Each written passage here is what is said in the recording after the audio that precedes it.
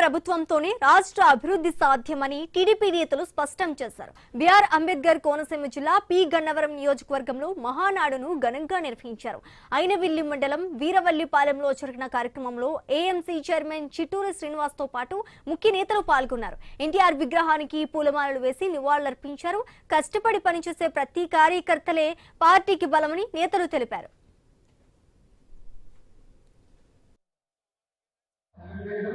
Party పెట్టిన నాటి నుంచి ఇది తప్పకుండా ప్రతి మే నెల 27, 28, 29 తారీఖుల్లో ఈ మహానాడు పండుగను మేము మా కార్యకర్తలు జరుపుకోవడం జరుగుతుంది.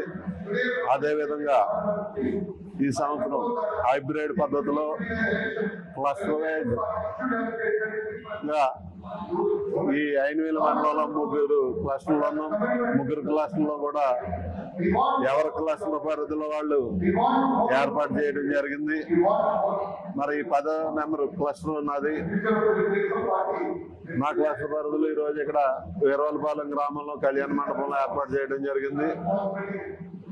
ఇక్కడికి తెలుగుదేశం కుటుంబ సభ్యులందరూ కూడా రమారమి ఒక 300 మంది ఇక్కడ హాజరవడం కూడా జరిగింది.